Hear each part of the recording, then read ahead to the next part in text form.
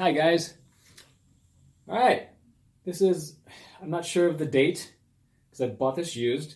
Anywhere from a 2005 to, I don't know, 2010 Carvin B5. Has been discontinued for a few years. And I don't know the year because there's a date on one of the pots in the control cavity compared to when they started using this current truss rod. So there's that. Figure it out for yourself. I don't know. It's in really good shape. What we got here, really nice grained swamp ash body with a beautiful translucent green burst finish. Nice grain on the back here too. Easy access battery door. There's how you get into the control cavity. String through ferrules right there. Jack plate, that's where the serial number is. Dunlop strap locks right there. Let's see, Carvin's, I believe J99 single coil pickups. As you can see, I like to have my strings right above the pickups, kind of like a little ramp. You can just play better that way. But anyway, those are the single coil J99 stock Carvin pickups. I think they sound great. And the previous, before the A style, hip shot B style bridge with the regular simple single barrel saddles as opposed to the blocky ones with the adjustable string spacing, which I have on another bass, which is also a Carvin. It's an Icon. This is a much simpler bass. I got it for a gigging bass or as a backup. It's really nice. I always like the two-tone finishes that Carvin chooses to have for their hip shot bridges. I always think they're cool, silver on black. For this one anyway. EQ, got active, passive. Push it down, it's active. Pull up, passive. I did change the knobs. These obviously aren't the stock knobs. Active, passive, push, pull. And then I always keep it out because I pretty much go for passive these days. But anyway, got your blend pan knob between the two pickups. I thought I was muted, but I guess not. Bass, mid, treble, and this is Carvin's previous simpler 3-band EQ. It's 9 volt as opposed to the current 18 volt, and the current system has an added mid-range frequency sweep, which adds more flexibility. I think it's got more oomph, maybe because of the two batteries, not sure, but this one sounds good. I've played this type, this configuration on another bass, another Carvin live before, and it sounded great. Had no problem dialing what I wanted. This one, the bass gets super powerful, or it just adds a lot of oomph when you turn the mid-range up. But sounds great. It's nice and clear in passive mode. Active mode sounds nice too. Let's see what else we got here. Got nice, really nice thick ebony board, which is in beautiful shape. Someone took care of this bass. It's got a few marks, but it's not bad. One-piece flat sawn maple neck. It's feels like one of the most stable and one of the sturdiest, and what's the word I'm looking for? Stiffest types of these necks I've ever played. Again, it's a one-piece flat sawn neck, not quarter sawn, not multi-piece. It's really solid. Now, I could be wrong. You Carvin guys out there, maybe you can fill me in. The seller said this is graphite reinforced. I know they did it ways back, and then they started doing it again in 2013 because there was a little void period when they didn't graphite reinforce their necks. So this might be rods as opposed to the bars they have now. I don't know. But it is very solid. There's no buzzing when I might want to do a neck bend, especially with the really low action that I have. As you can see, it is pretty low. And I've got not too much string break on the saddles. That's how I like really low action like that. The neck is great. I replaced the tuners, the stock tuners, which are these. Great tuners. I just wanted to lighten the load a bit and put on hip shot ultralights. Nice tuners, nice and light, and they feel very sturdy for how light they are. The traditional, of course, headstock, the traditional LB shape. And I think this bass was the predecessor to what became the B50 and what became the PB5 and the JB5, which are the two basses. Those last two basses are what they have still to this day. When the B50 came out, all it was basically was a 19 millimeter string spaced version of this.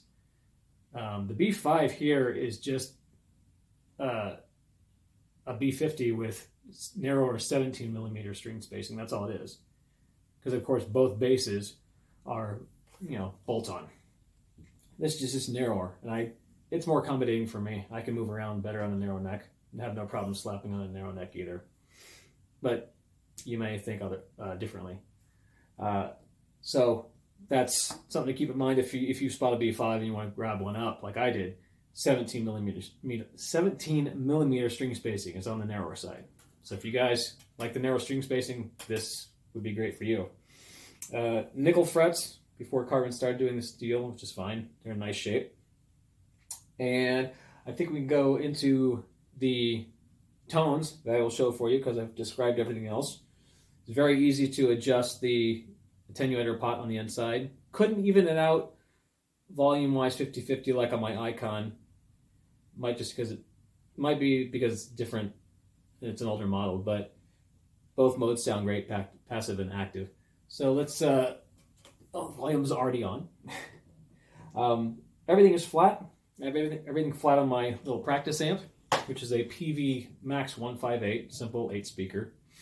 Not too much coloring. It's a little bit clearer with my in-ears, but not too much coloring through the speaker. Everything flat on there. I have the volume up 3 o'clock in active mode. So we'll actually start with the active mode because I'm sure you're wondering what the preamp sounds like. Active mode, I have my amp about 3 o'clock, so about 75% volume. Everything is flat on the amp now, or on the bass now. Pickups are 50-50.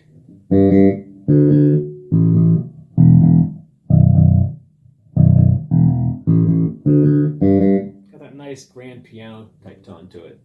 A little brighter than I prefer, but still sounds nice for a default active tone. Like I said, everything flat.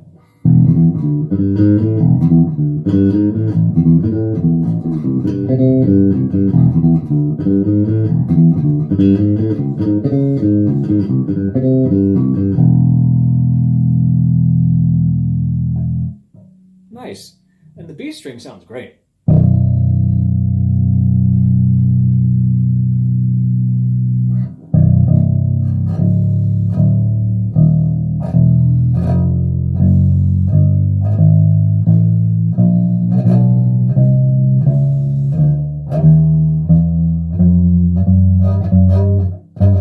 Ooh, getting up there.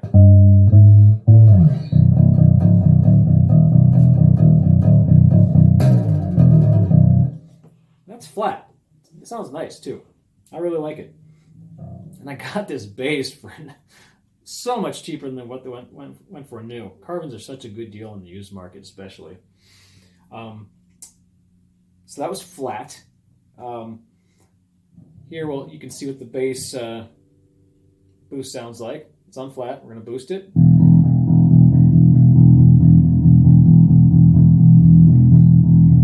Maximum. Now let's go back down to flat. That's flat. Now let's cut it all the way. Cutting the bass.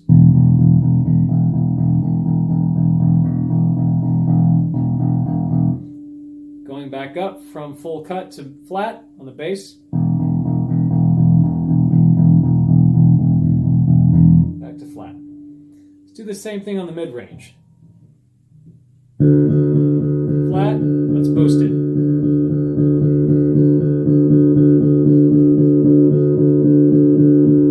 It's pretty in your face. Let's go back down to flat.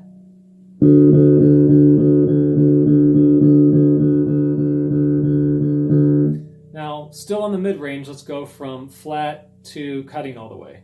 Here we go.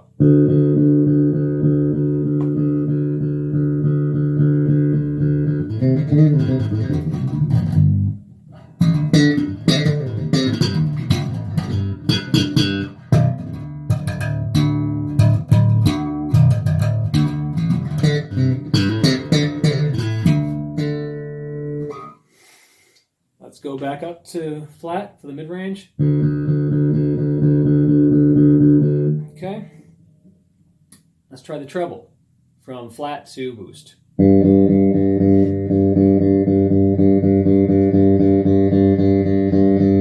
It's pretty bright.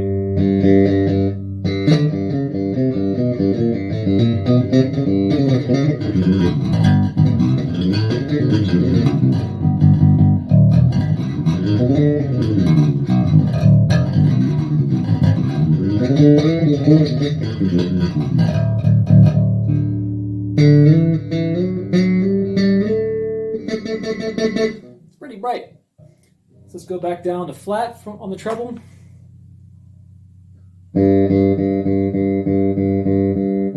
Okay, so we're once again flat on all three EQ bands. Now, that was just to show you the individual bands. I'm not going to do it for each setting with the different pickup settings. I just want to give you a simple idea with how powerful the bands are. They're not over the top. The only thing is, if you turn up the mid-range a good bit, then the bass is really powerful. Mid-range is up all the way,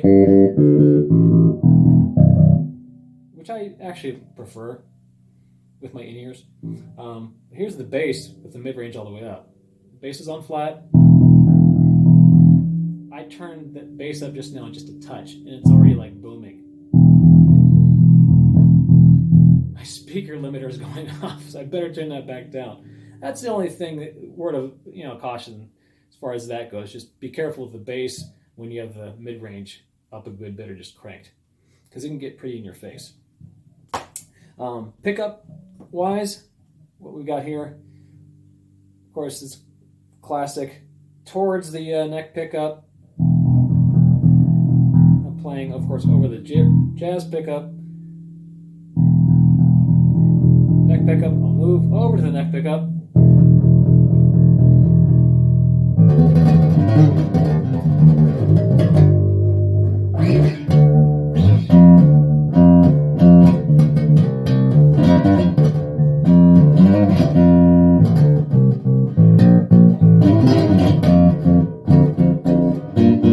I forget Shy Boy, the Steve Vai, Billy Sheehan, David Lee Roth song, but you can get a really convincing Sheehan tone on this bass.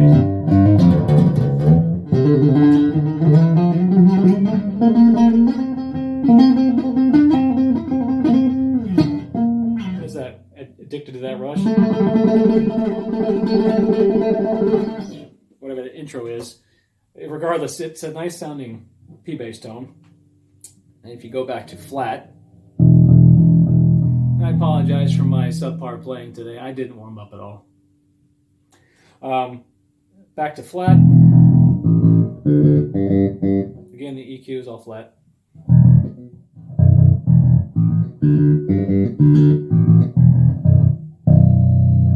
Nice B string. So we'll try the jazz pickup.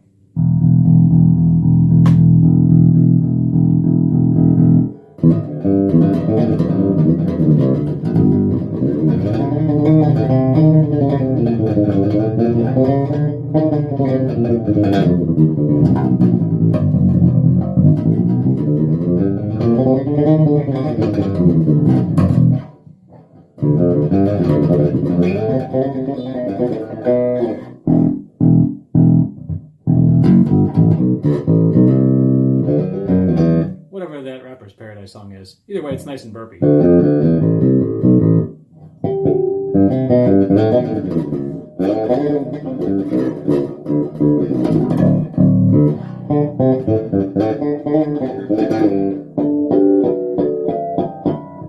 Nice for harmonics all the way.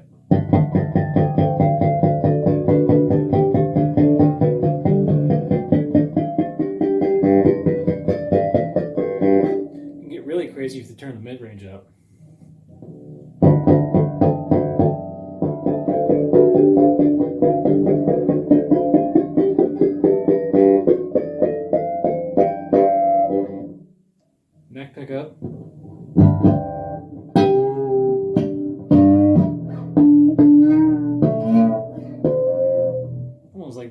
Billy Sheehan type in-your-face sound. Mid-range back down on the EQ.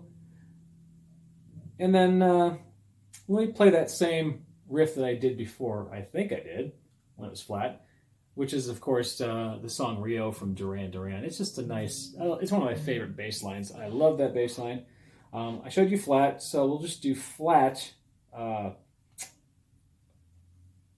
the EQ with the neck pickup.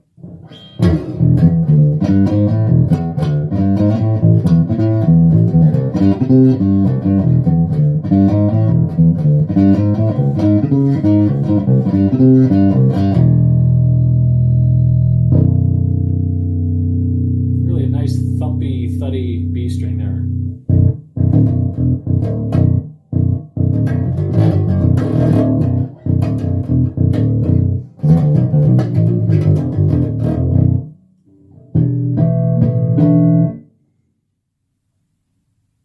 Go back to over to the bridge pickup.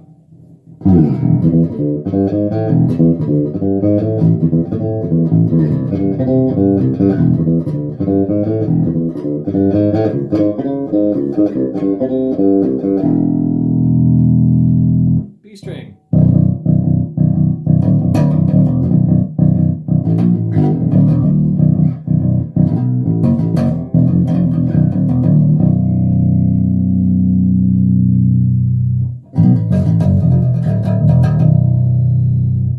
To kind of get that, if I can, that Spectre tone by kind of blending the pickups evenly, but either way, it sounds great. And I think it definitely helps too, volume-wise, when, like me, if you choose to, raise the, you can see it right there, how close, there's the bridge pickup, how close I like to have the strings to the pickups. I think it really helps to amplify things so you don't have to crank everything EQ-wise. And the bridge neck pickup isn't that much lower. It's pretty close. So everything's right there. I can show you a slap tone. I don't slap much. But let's see.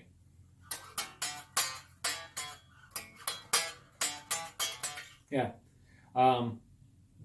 What's that Sly Stone song?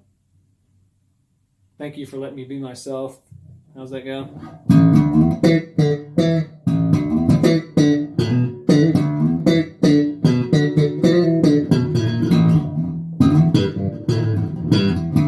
See, I didn't warm up. I told you.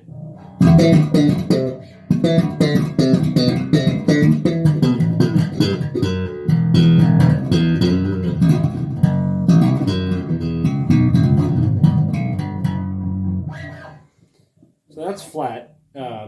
With the pickups 50-50.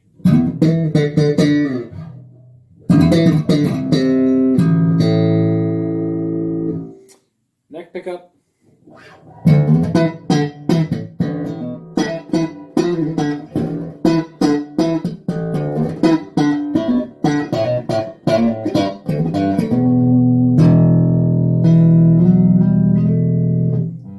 That same riff with the bass flat, bridge pickup.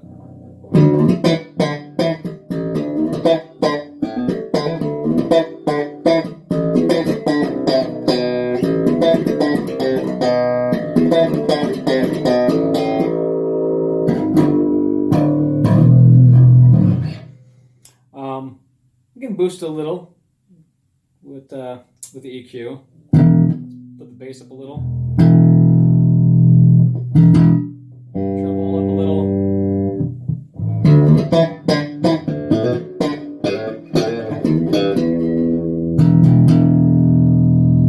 That was with the bridge pickup, mind you. 50-50 split.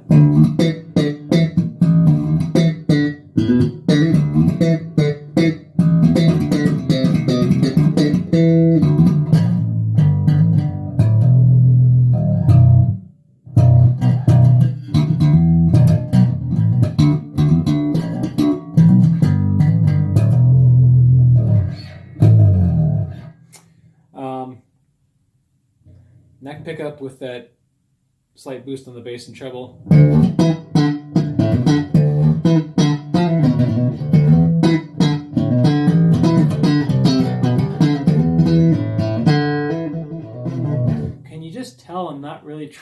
to be a fancy player tonight. So that's slap tone. And the tone for fingerstyle that I like to use, it has a nice punchy in-your-face sound. That's not too bright. On this one, I don't do it often on basses. I haven't done it in years, actually. Boost the mid-range all the way up on this one, because it's not as powerful as Carbon's current 18 volt with the mid-frequency sweep and all that. But it's still nice on here. Like I said, when you turn the mid-range up, watch the bass.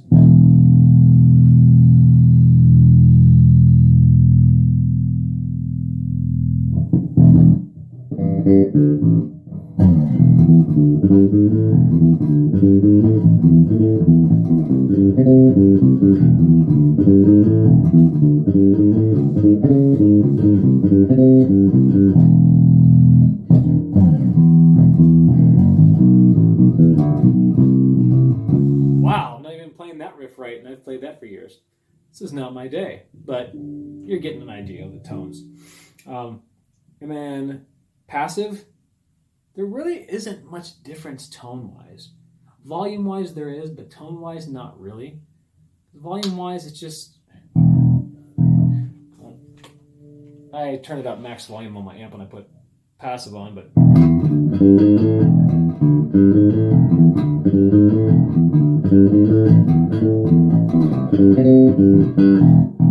everything flat. I'm sorry, the mid-range was up on that one. Wow. That was with the fingerstyle tone that I like, but this is flat.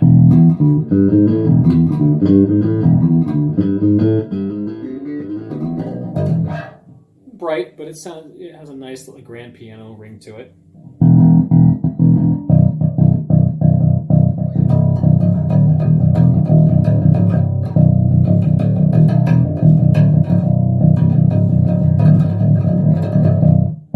Nice beat.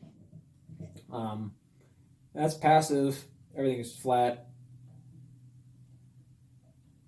50-50 on the pickups. Neck pickup.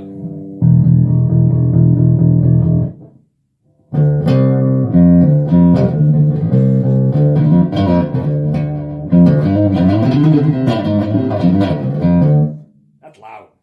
That's on passive. The J pickup.